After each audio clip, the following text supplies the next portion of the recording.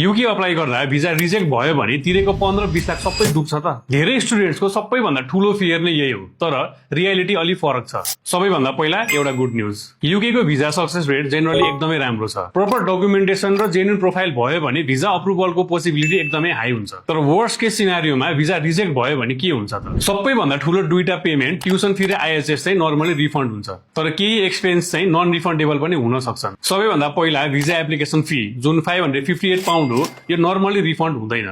युनिभर्सिटीले लिने initial admission र deposit fee पनि उनीहरूको रिफन्ड पोलिसी अनुसारले रिफन्ड नहुन पनि सक्छ। त्यसपछि नेपालमा गरेको खर्चहरू, loan processing fee, biometrics, medical, documentation, NOC, यो पनि रिफन्ड हुँदैन। अर्को इम्पोर्टेन्ट कुरा, रिफन्ड पाउन्डमा हुने भएकोले एक्सचेन्ज रेटको डिफरेन्स अनुसार तपाईले पाउने अमाउन्ट पनि अलिकति तलमाथि हुन सक्छ। त्यसैले फियरले डिसिजन नलिनुस्, प्रपर गाइडेन्स अनुसार अप्लाई गर्नुस्। युके भिजा प्रोसेसको बारेमा कन्फ्युजन छ भने ट्रिनिटी एजुकेसनसँग सम्पर्क गर्नुस् र यस्तै प्र्याक्टिकल युके स्टडी टिप्सको लागि यो पेजलाई फलो गर्न पनि नबिर्सिनुस्।